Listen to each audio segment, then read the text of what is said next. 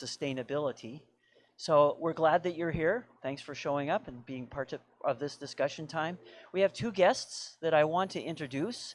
And the first one is Anand uh, Sankaran, and he's the director at Ford Iron Park, the Battery Center of Excellence. He's at Ford Motor Company, obviously. He received his PhD in electrical engineering from University of South Carolina in Columbia, and also has a master's degree in business administration from the University of Michigan in Ann Arbor. He has been with Ford Research Labs since 1991, so he's got a long career in the R&D side of automotive things. He has been primarily involved in power electronics and vehicle electrification. He was involved in the all-electric Mustang Mach-E. I don't know if have any of you driven a Mach-E car? Those things really go. That's a great car. And also the hybrid F-150 launch. So he's been involved in a couple of launches. Has 22 publications and over 32 patents at Ford. So certainly a very relevant guest and appropriate participant in this conversation today. Also today is Dr. Venkatesh Prasad. I had the pleasure of interacting with Dr. Prasad this summer, and he serves as the Senior Vice President of Research and Chief Innovation Officer at the Center for Automotive Research. I think most of you are probably familiar with that group out in Ann Arbor. It's a very important functional group here in the state of Michigan and nationally as well for the automotive industry. He spent many years at Ford, 26 years plus at Ford Motor Company. And when he was there, he co-founded and led Ford's Silicon Valley labs in Palo Alto, California. I used to be in the Bay Area, so I know that area really well. He has his PhD from Rutgers University in electrical engineering. So I'd like to turn it over to these gentlemen. They have a relatively short presentation. And then we really want to turn it over to a lot of discussion and question and answer. So I'd like to turn it over to them and let them do their presentation, and we'll get into the discussion time. Okay, I'm going to stand up a little bit because I know it's 3 o'clock in the afternoon. So hopefully I can keep you all engaged in the dialogue today. So like Professor Fletcher said, thank you very much for the introduction. And I want to thank ASEI for the opportunity here to talk to all of you. What we want to do is set the stage with a few slides, just as thought starters. We are not here to give a full connected deck, but the idea is to get the discussion going so that we can all have fun before the next keynote speech that's coming up. So the few slides I've assembled here is just to show the importance of sustainability. And the reason I put this picture up is this being the India Gate. I thought it would be a good way to show it, but there are a number of pictures like this. But the important part of it is the picture that shows is how it looked in October of 2019 and April of 2020. I know April of 2020 timeframe is when COVID hit, not something any of us wanted to see, but you still take away some lessons from some of that. And the lesson is that human activity and air pollution, they are connected. There is nothing to debate about that, right? I mean, so now we can all debate, whether air pollution and climate change and all of that thing. I mean, you can have a lot of dialogue, but the simple message here is, I'm just saying that human activity has a big role in air pollution. I mean, in the US, NASA recorded about 30% decrease in air pollution over the northeast coast, and nitrogen dioxide concentration dropped by 45% in a lot of the cities in the Europe, okay? So clearly, this is the first time researchers were able to actually accurately kind of quantify the impact of human activity on air pollution. Now, the next set of slides I borrowed from primarily all of this is available in the web. So I'm sure some of you have seen it. But if you look at primary energy consumption by source, and you look at from the 1800s to 2022, how the energy consumption has gone up. I mean, we know India at the time of independence has only like 400 million people, and we have 1.2+ billion people. And you look at the global population, similar numbers have grown, right? But if you just look at the consumption, we're not talking about terawatt hours anymore. We are talking petawatt hours of consumption, 160 petawatt hours of consumption. And over 60% of that is still from coal, oil, natural gas. And then the remaining is what you would call green energy and other stuff, if you look at it globally. And then if you look at the other interesting thing from the US Energy Information Administration, this is a US picture on the right. If you look at that, where does the energy go? Roughly 1/3 goes in transportation, 1/3 goes in industrial aspects of production, and the other 1/3 is used in residential and commercial kind of segments, if you really look at this. Right, so transportation is an area where I've been part of, and I've been looking at this because that part is important to me, and see what is it that we can do to make a difference there. Because clearly moving people, moving goods is something that's clearly needed for us to all live in this world. So that's an area we've got to do something about. So this one, if you now look at energy usage per person, okay, if you look at it as each and every one of us, how do we use it?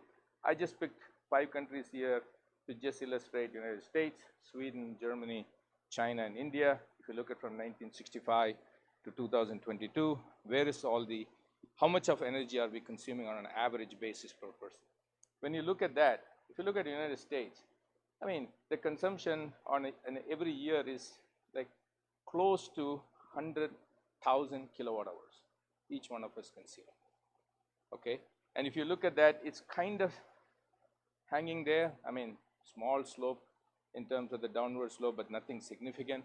But you see in Sweden more of that, a steeper slope on the downward path. But if you look at China, significantly upward path because of, call it, people now, affluency is driving people to consume more. And then you see India also on the rise, but not at the rate as what's going on in China. But the important thing I want you to look at is the formula at the bottom. I know it's hard to see, so I'm going to help to explain that. Roughly all of us consume about 2,000 calories. Maybe someone like me more, that's why I'm having all this belly and I got to do something more. But 2,000 calories. 2,000 calories translates to 100 watts of continuous power consumption. 100 watts, like a light bulb, 100 watt light bulb burning. That's the kind of consumption we have. But when you translate that, that comes to about 800 kilowatt hours. Okay, so when you say 80,000 kilowatt hours, that means 1% is used for maintaining your body. 99% is for creating the wealth, having fun, whatever it is that you're doing. Only 1% goes into just maintaining your body. That is what is going on in the US, if you look at it from that perspective. Other countries, not so. Some of us coming from India know when we grew up, we probably didn't consume energy to the same degree we're consuming here. But it's important to know this because if you look at this number, it'll tell you, changing to LED lights in your bulbs in your home, setting your washing machine to eco cold, or putting short cycles. Every little bit that you're going to do is going to make a difference, because if you don't do something about it, with the world population on the rise, at the minimum, if you don't bring down your consumption down at the same rate, you are not going to even maintain where you are. It will only just continue to keep going up. That's the challenge we have when it comes to energy consumption. So now I want to talk about transportation in particular. We spoke about roughly 35% of the energy going to transportation sector. This is carbon intensity of travel, which is CO2, equivalent CO2 consumption per kilometer.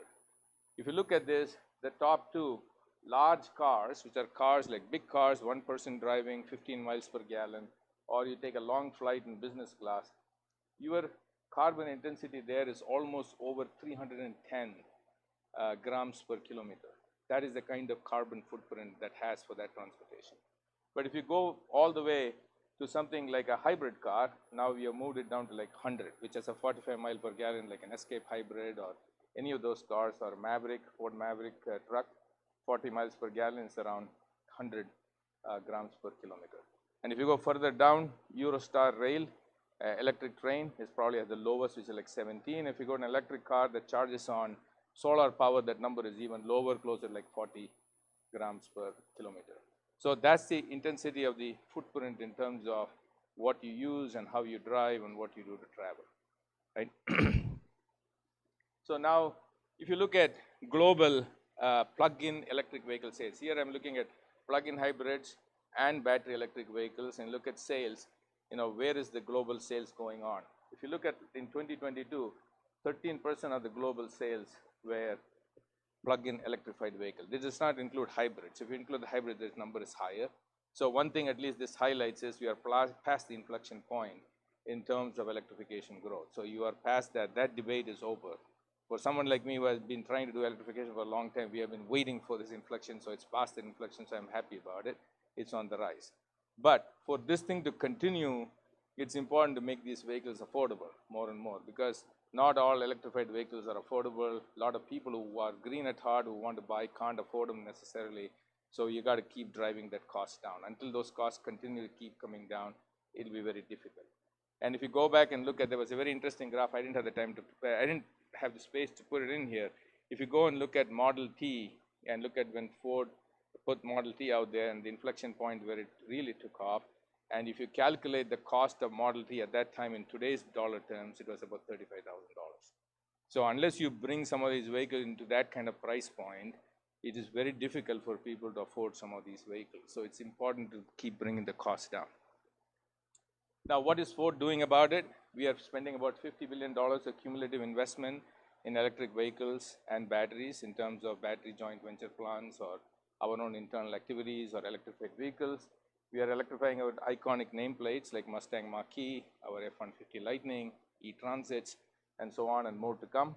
We continue to want to push our volume to around 2 million units in the second half of this decade. And in 2022, we are like the #2 electric vehicle brand in 2022. So I'm just going to wrap this up with a few thoughts and turn it over to Prasad for some of his thoughts on this topic. I mean, electrification is past the inflection point, in my view. Our precious world needs electrification. Electrification has a lot to offer in terms of features, attributes. I mean, just to give you an idea, when I say features and attributes, if you take an F-150 Lightning, because of the high electrical generation that you have, if you want to use that as an onboard generator or a commercial vehicle customer wants to use it for doing work, they have the ability to get power, 7.2 kilowatts of power to be able to do that work. So it does give additional features. Next generation battery technologies, like in the past topic, they were talking about AI and the investment going in there. If you look at batteries, the amount of investment that's going there is so high, there's bound to be breakthroughs. And I expect the cost will continue to come down. The good news is battery costs have come down. The bad news is the material prices have gone up to the point where most of their savings have been pretty much been eroded by the increase in prices of nickel or lithium or cobalt and other stuff. So that's the big challenge that we have, which means we got to find more solutions using earth abundant materials so that we can keep driving that cost down for the customer. Raw material supply demand issues require very careful thought and strategy, and regional strategies are required for every country, because if you're dependent on all the sources coming from outside, it's going to be a challenge. So you have to have very careful thought for us to succeed, and that's where you will see, maybe Prasad, you'll touch on some of those aspects. And critical minerals like battery minerals, rare earth magnets, silicon carbide wafers, and recycling should be key focus areas, because these are foundational technologies and foundational science that you need for us to keep this path for US to maintain leadership in the auto space. And finally, OEM Tier 1 and Tier 2 tech provider relationships are changing a lot in this space, because a lot of people in the value chain are trying to move up, and there are people who are on top of the value chain are trying to move down. So there's a lot happening in that space, and you will see a lot of change in the business arrangements and structure going forward. Thank you.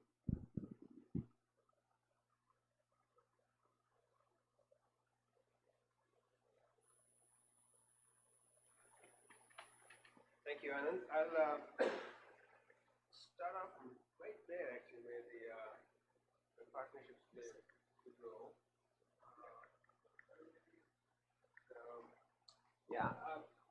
There's been a few observations that we've been making as at the Center for Automotive Research. We've been looking at the macro economics of investment, automotive investments, and also geographically where that investment is heading, and then the nature of partnerships associated with investment. So the map that you see here shows a direct progression. What you don't see here is a timeline, but you see a distribution of electric vehicle investments. So these are primarily OEM assembly line investments and OEM invested battery related investments. So OEM battery and OEM assembly investments. And when I say that, these are really triggers for long-term participation and investment happening across the supply chain. So these are 10 years, 15 years, 20-year, and beyond capital amortization-based investments. So this is happening across the United States. So one can easily imagine that a lot of the early investments took place around the Great Lakes. And as investments proceeded, labor conditions dictated or partnerships called for, the investments moved down the I-75 corridor heading down from Michigan to the states in the southeastern parts of the United States. There was, of course, an early and steady investment coming from California, spilling over into Nevada, and so you see that's what you see here in the distribution. That said, a lot of R&D distribution still happens in Michigan, the state of Michigan. And so what we did was to take a timeline going back. We go back close to 60 years in terms of investments. But if you just look at 2009 to now, what you see is a very steady pattern here of investments that generally spike every 4 years. And those magical 4 years are pretty well known to the southeastern Michigan region as the years in which the UAW negotiates with the car makers. So you can see 2009, you can see 13, you can see 2017, or going back to 2019, so 2023, 2019, 2015, 2011, and before. You see these local peaks there. What we noticed at the end of last year, of course, we hadn't seen 2023 data yet, was an extremely large investment happening a year ahead of these the union negotiations. And we were trying to understand what was going on. I started at CAR in January, so this was my first assignment. And what we figured was there was both headwinds coming from the investments happening in China, and therefore a need to go up the supply chain and secure minerals, as well as a lot of tailwinds coming from the incentives being created through the Inflation Reduction Act. So these two forces were coming to bear that created a need to invest in 2022 and not wait for 2023. What you see in the light blue section or the lower section, if you're color deficient of the histograms, is investments related to electric vehicles. So it's battery and battery electric vehicle related investments. So you see this extremely large growth in that. And again, the way to interpret this, if you're any part of the ecosystem, whether you're an engineer or not, Glenn might have left, but you're really trying to understand big changes happening, and these are 10 years, 20 years, 15 years out in terms of how they will play out. So there's a role for everyone here and everyone not here too, with respect to what is happening here. Going back to having the number of, increasing the number of counselors in the state of Michigan, because this does go back to K through 12, goes back to education.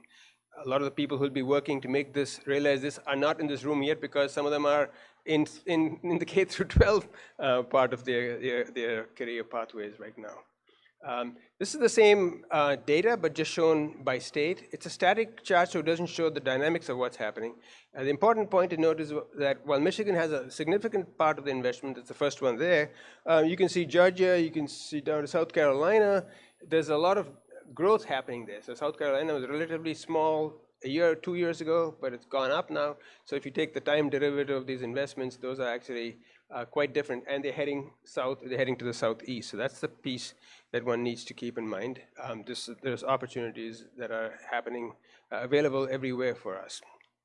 I touched upon the Inflation Reduction Act, and I'll briefly mention this here only to say that there's a very important role that the state plays. There's plays in making and realizing progress, and that's what an example of that is what's happening with the Inflation Reduction Act.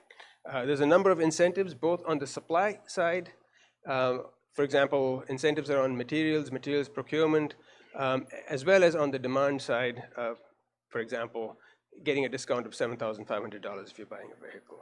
And that's sort of laid out here in terms of how you get this incentive from the government and and the glide path associated with that. So if you're sitting in 2023, you get 40% credit for associated. You need to have a minimum of 40% of North America or free trade agreement related materials. But as you go out into the 2028 timeframe, you have to have at least 80% of materials that are from North America or from free trade agreement countries. So there's an incentive to act and act quickly. Hence those numbers that you saw in 2022, those large amounts of investments being made, close to $50 billion by just the OEMs alone in one calendar year. That amount has been unprecedented. And so that's an opportunity for everyone. Everyone, whether you're on the private sector side or whether you're on the public sector side or whether you're an educator, there's new jobs, there's new skills, there's new requirements, new definitions of what those jobs are. So there's really room for everyone here. And of course, one could read through the charts of what all this means. The chart here shows, ties to what Anand showed at the global level. It just says US numbers here are likely to go up. From our estimates, we see a 41% with just the Inflation Reduction Act. And based on foreign and trade policy, if you can get imports, then you can see the number going up to 62% in that 2030 timeframe.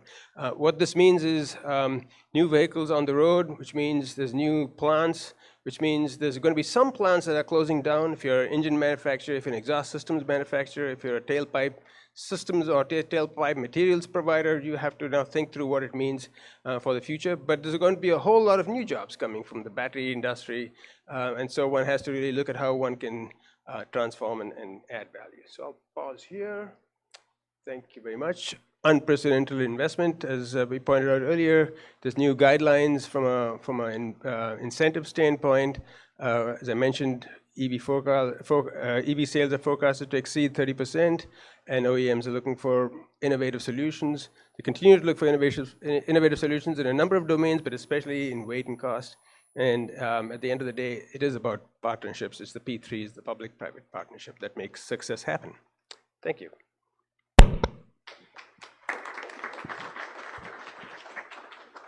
I'd like to open this up for questions. We have lots of people. I saw that hand back there, so yeah, he needs a mic. Hi, my name is Vinod, and it's a question for you. So you showed the first slide where India Gate was polluted, and another one when COVID started was reduced. And there was another slide where you showed the EV cars basically using less carbon when you're running them. However, battery production is pretty carbon intensive. And when you consider the current ICE engine market, let's say a life cycle of a car, 15 years, would you say that ICE is probably more environmentally friendly, mainly because most of the battery production, mining, and everything else is fueled by fossil fuels? And basically, yeah, do you think the transition maybe happened too soon, or did we pivot at the right point? I just wanted to know your thoughts. Yeah, so actually it's a very good question, right? So when you look at carbon footprint, you have to look at everything from well to wheels, and even beyond that into recycling. You got to take the whole aspect when you calculate. That figure that I showed includes all aspect of producing electric vehicles to operating electric vehicles, or producing an ICE versus operating ICE. Maybe I'll pull that slide back up for a second.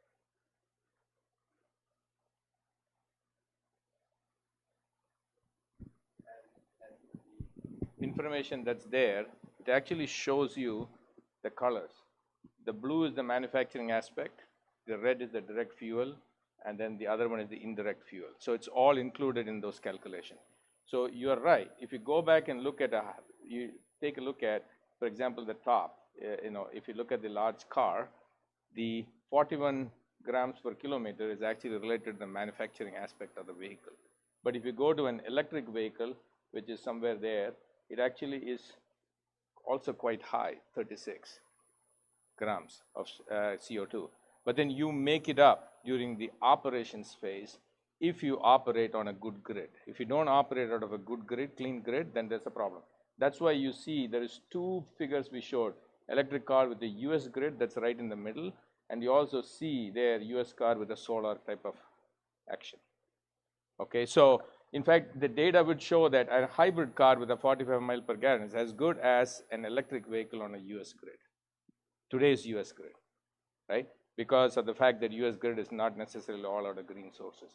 But if you go and look at Germany, or you go and look at Denmark, or you go and look at Norway, they are very much into a green grid already compared to where US is today. And so the grid system has to move to more greener and greener sources, and that will help us to keep driving that down. Simply because the efficiency of an electric vehicle is just so much better than a conventional ICE vehicle. So you're right, you have to look at the total aspect of everything from wells to wheels and including recycling. We had another question over here. I think you were going to ask a question. Yeah, okay, who else would like to, okay, here. Okay. Let's take him, go ahead. With regards to the foreign entity restriction as part of the IRA and the tax credit, I think the Biden administration is about to come out with guidelines for how strictly to enforce what percentage of the battery pack has to be manufactured domestically.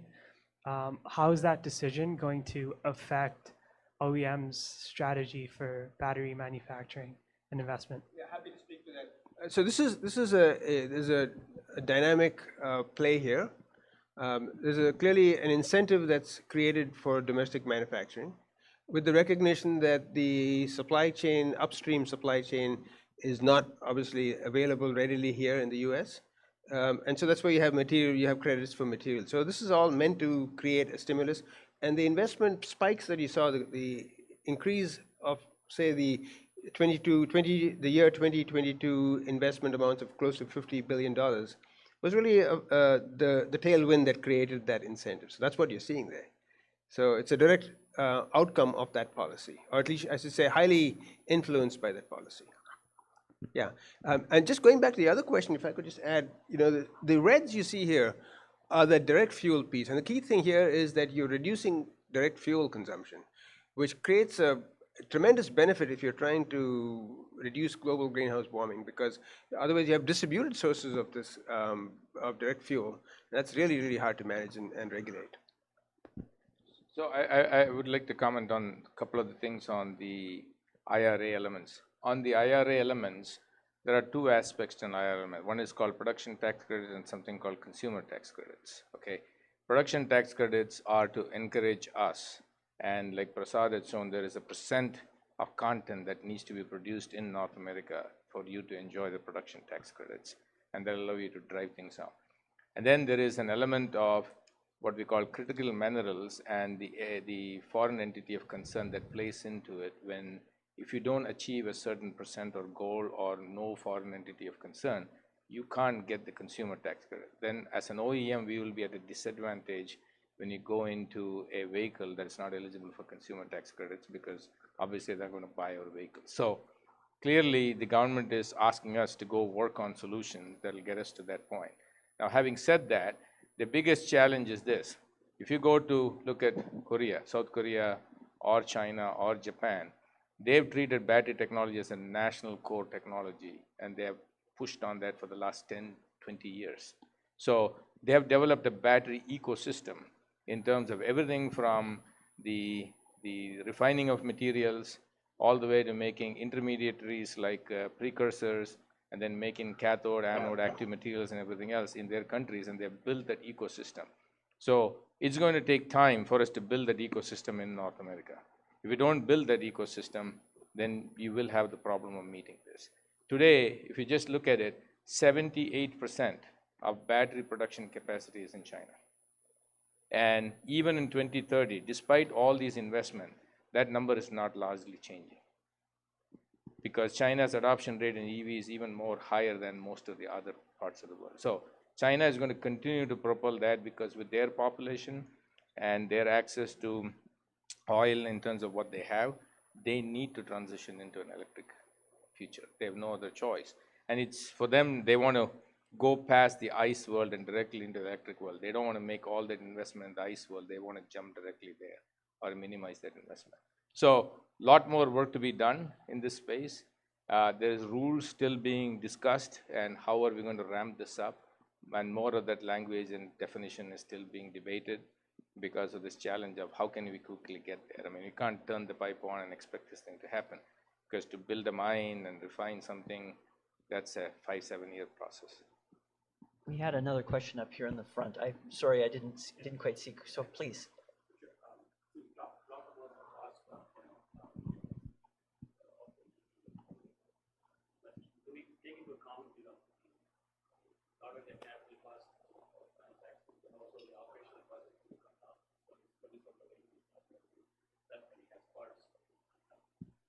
So, Anand, do you wanna- so the question is basically two parts. There's the manufacturing costs, plus there's the component costs and all the other things, the other costs. And so your question was revolving around, have we taken into consideration all of those costs? Exactly. Go. I can go too after. Yeah, there's a couple of things I can touch on. As far as operation goes, if you drive an electric vehicle, your typical operating cost is going to be somewhere between 1/3 plus minus a little bit than a conventional gasoline, because, and all depends on when you charge and so on, right? But if you do a long distance drive and try to DC fast charge, your rates are probably not very different than a gasoline rates because of the charges that they do, and it's a daytime, you're trying to pull all that power from the charger. So from an operations perspective, when operating costs perspective, both energy costs and maintenance costs are going to be a lot lower in electric vehicles than you would probably see in ICE vehicles. But there is an element in electric vehicles that we need to spend a lot of time on is recycling batteries. So that'll be picking up another thing at the end of life where there is probably some other thing that's happening in the dealerships from service costs going down. Probably you'll pick it up in the other side of how are you going to recycle these batteries. Because if we take a Mach-E, Mustang Mach-E pack, or any other pack for that matter, it weighs anywhere from 800 to 1,200 pounds. You're not going to throw away that battery. You have to extract everything back out of that battery. And the technology is there to do it. So there'll be a whole industry building on that whole recycling and circular economy aspect of it. We only have a minute or two left, so Prasad, feel free to add to the comments. Just a quick comment. I think these are good thoughts. As a consumer, you might also worry about what happens. Service costs go down, but potentially accident crash costs could go up. So the bill that you get from your mechanic or your service bay might go up because you have one or two large parts. We have one more question, last question probably. Sure, go ahead. Yeah, I'm just curious, just based on this trend here, like where does, say, hydrogen fueled vehicles or alternate fuels like ethanol or any other, say, low carbon fuel stand from an ICE perspective? Yeah, it's been a long going debate on hydrogen. I am actually not a huge supporter of hydrogen. This is more personal in my view. Please don't take this as a Ford view, simply because the good news with hydrogen and electricity is both are flex fuels, and you need that flex fuel capability so you can produce it from any source, and that is very beneficial for any country to have. Whether you get it from, take you solar to crack water and get hydrogen, or create electricity or wind, whatever, right? So the flex fuel aspect of it is very attractive, both for electricity and hydrogen. The problem with hydrogen that you have is you do a double conversion, because you have to first create hydrogen from something, and then you have to convert hydrogen into the electric source. So there is a double conversion process. So if you look at the Wells wheel of this and calculate hydrogen, doesn't look very good. Okay, now what does hydrogen give you that is positive, and why people are still looking at it is because there are areas like when you do very large trucks, okay, trying to make this big battery isn't necessarily a good idea because batteries are very heavy. And when you put these heavy batteries, you're losing payload for our commercial customers to transport the thing. So you lose payload. So that's a problem for them, losing payload. So in that case, hydrogen comes to be good. And the other thing hydrogen offers is it gives you zero tailpipe emissions. So if you do hydrogen in a certain area which is very high density population, hydrogen still gives you the benefit of low tailpipe emission to minimize the pollution in that area. But it doesn't help you in the total global annual CO2 output in any significant way. Okay, so I expect it to have a play, but not as widespread as probably what you're going to see. I think we'll have to take it so that we keep us on time, Rahul. Well, please, they will be around so we can catch up with them later.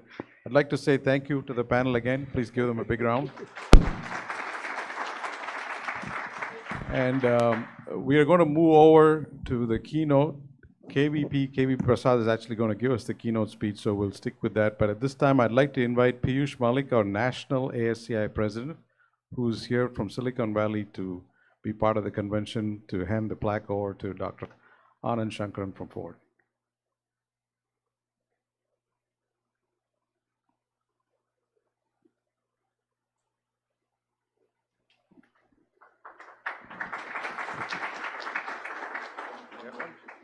We get all of you together when you're done.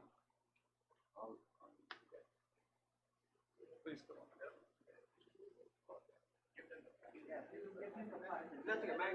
No, it's okay. Take the plaque.